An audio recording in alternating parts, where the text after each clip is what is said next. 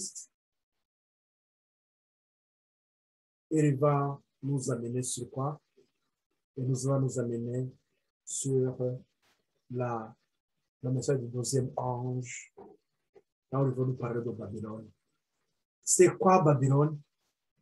Je crois que nous avons compris cette partie lorsque nous parlons de Babylone.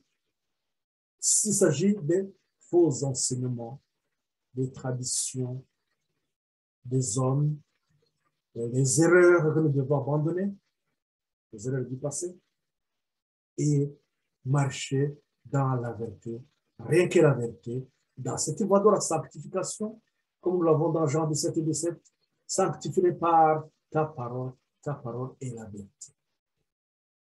Et nous avons dans Marc 7, verset 7, que Dieu ne veut pas exaucer les prières des gens qui sont dans les erreurs.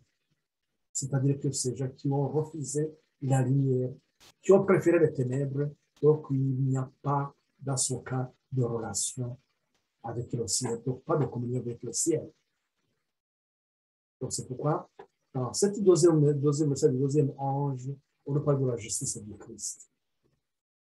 Dans cette deuxième phase, dans ce message, c'est là où on voit cette expérience des millérites. Ceux-là qui ont accepté le message du premier ange, craignez Dieu en une gloire, car le jugement est arrivé. Ceux qui ont accepté ce message, nous avons vu que, qu'est-ce qu'ils font?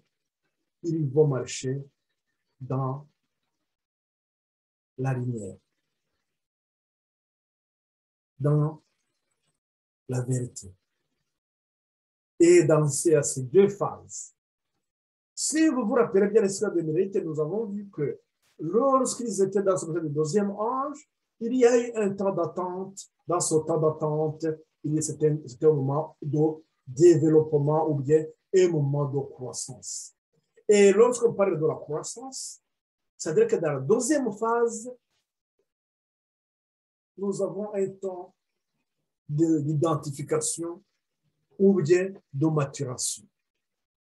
Si je reste dans cette idée de croissance et maturation, on peut partir de la parabole du semeur. Donc, la plante, elle va avoir, la pluie de la première saison, il va passer dans l'état de croissance. Arrivé à un moment donné, il faut que les fruits commencent à paraître. Lorsque les fruits apparaissent, c'est à ce moment-là que nous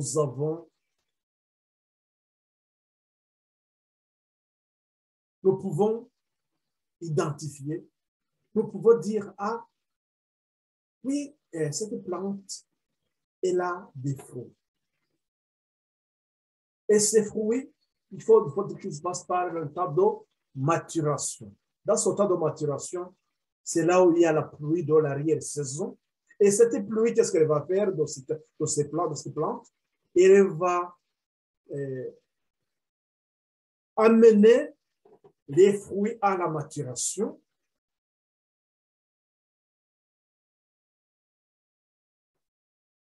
Le temps de maturation se termine par donc, un temps de sélection et de mettre dans les greniers.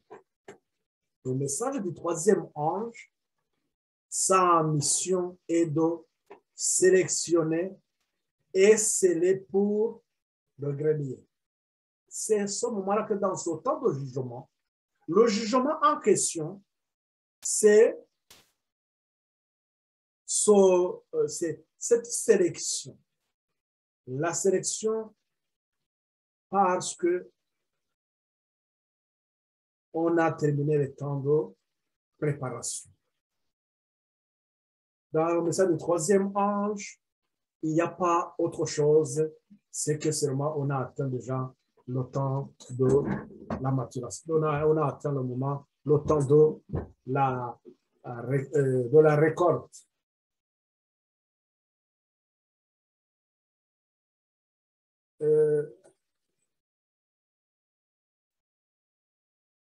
Je vais, je reviens.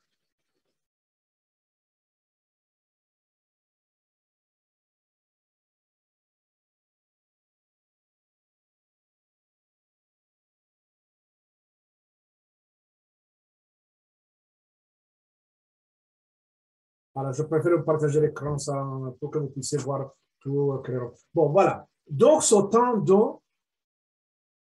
de récolte, c'est avec le message du troisième. Donc, ce temps de jugement, c'est ce que nous avons donc le liage des gerbes. Le message donc du troisième, à quel moment nous avons les fruits? C'est à minuit. À minuit, nous allons commencer à avoir les fruits.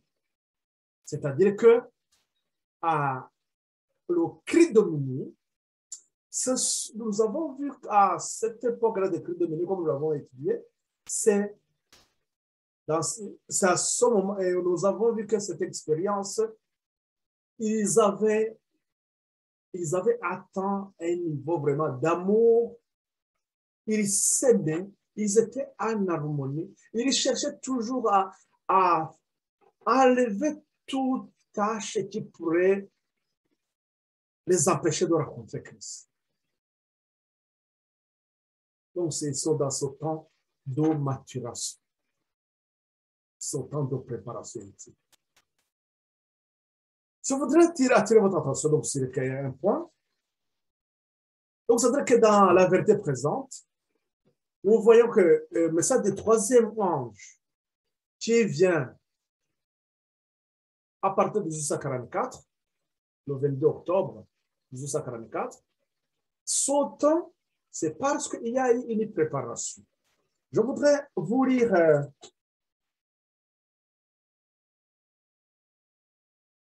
dans les premiers écrits,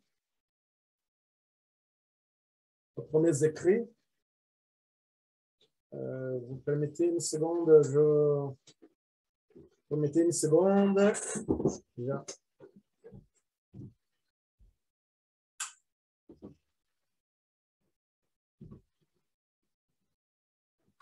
Donc, le premier écrit,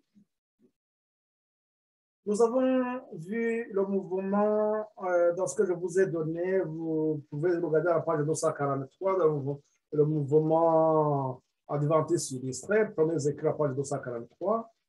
Je vais vous lire tout simplement ce qui se passait à la fin donc, de ces millérites. À la fin, qu'est-ce qui devrait se faire? Ils avaient, on voyait, comme je vous disais, ils étaient vraiment, ils se préparaient pour qu'ils puissent rencontrer le Seigneur. Qu'est-ce qu'on nous dit dans, je ne vais pas lire de tout, mais je passe seulement à quelques phrases. On nous dit que ils attendaient ça, tout ce qui aimait la lumière qui luisait sur eux, regardait en haut avec un profond intérêt et Jésus jetait sur eux un regard de douce approbation. Ils attendaient sa venue et languissaient en pensant à cette apparition. Aucun de leurs regards ne s'attardait sur cette terre. Donc, ils ont un regard fixé sur les choses d'en haut, le ciel. Et on nous dit que aussi, Christ, il a prouvé aussi, Jésus, il jetait sur un regard de douce approbation.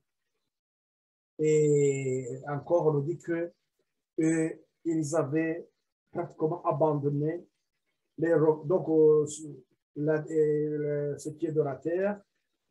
Aucun de leurs regards ne s'attachait sur cette terre. Mais, de nouveau, ils ne enveloppa ce qui attendait et je les vis tourner leurs yeux fatigués vers le sol.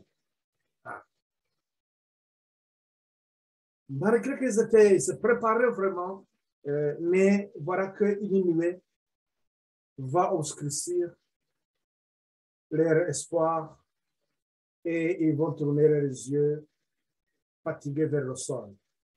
Je demandais la raison de ce changement.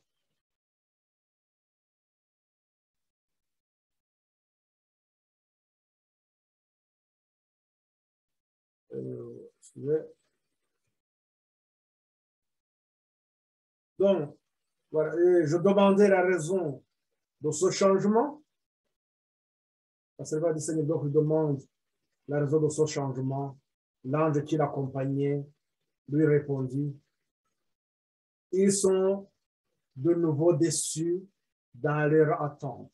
Donc là, on est en train de parler de la deuxième déception, ce qui se passe le 22 octobre 1844. Jésus ne peut pas encore venir sur la terre.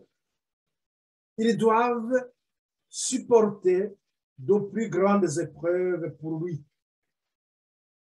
Jésus ne vient pas sur la terre, car ils doivent d'abord supporter d'autres grandes épreuves pour Christ. Ils doivent abandonner les erreurs et les traditions des hommes et se tourner résolument vers Dieu et sa parole. Qu'est-ce que nous sommes en train de voir là? Ils doivent abandonner les erreurs. Ce sont ces erreurs aussi qu'ils ont plongé dans le découragement. Ils avaient mal compris le sanctuaire. Ils n'avaient pas compris ce qui est de ce jugement. Ils n'avaient pas compris aussi, et il y avait aussi le sabbat qui était profané. Mais voilà pourquoi, encore ici, on dit, ils devraient aussi abandonner les erreurs et les traditions des hommes et se tourner résolument vers Dieu et sa parole. Ils doivent être purifiés, blanchis et éprouvés. Ceux qui triompheront de cette épreuve amère obtiendront une victoire éternelle. Nous venons de voir que ce qui allait terminer, donc cette expérience, comme nous l'avons vu, il y avait 50, mais ces 50, on vient de nous dire ce qui devrait aussi supporter les épreuves, les grandes épreuves qu'ils devraient supporter ces grandes épreuves. Ils devraient aussi abandonner les erreurs et ils devraient s'appuyer seulement dans la parole de Dieu. Autre chose, ils devraient être purifiés, blanchis et éprouvés. Et ceux qui vont terminer cette dernière épreuve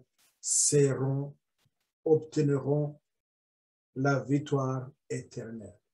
Voilà ce mot que j'aimerais souligner sur ce point. C'est-à-dire que le message du troisième ange commence, bien sûr, il y a encore un chemin, il y a encore un travail qui doit se faire au fond, au sein de ceux-là qui viennent de terminer cette expérience. Ce n'était pas fini, donc ils devraient aussi passer par l'épreuve. C'est pourquoi le message du troisième ange nous met en garde contre la bête et son image, une épreuve que les enfants de Dieu doivent faire face, et lorsqu'ils vont sortir victorieux de cette expérience, de cette épreuve, ils vont hériter le royaume des cieux, la vie éternelle. Donc, le message du premier ange, tel que nous le voyons, il va développer aussi la foi. Et nous avons vu que la foi vient de ce qu'on entend. Donc, Romains 10 et 17. Et de Pierre 1, 5 à 7, nous donne aussi l'échelle. Et sur cette échelle de Pierre, nous parle de la foi. À la foi, nous allons ajouter d'abord la vertu. La vertu, ça veut dire tout simplement la bonne disposition, être disposé à écouter. Et après, on dit la connaissance, ainsi de suite. À la fin, qu'est-ce qu'on a? On a l'amour. Et c'est cet amour aussi que nous avons à la fin du message du deuxième ange où ces enfants de Dieu étaient unis, comme nous l'avons vu.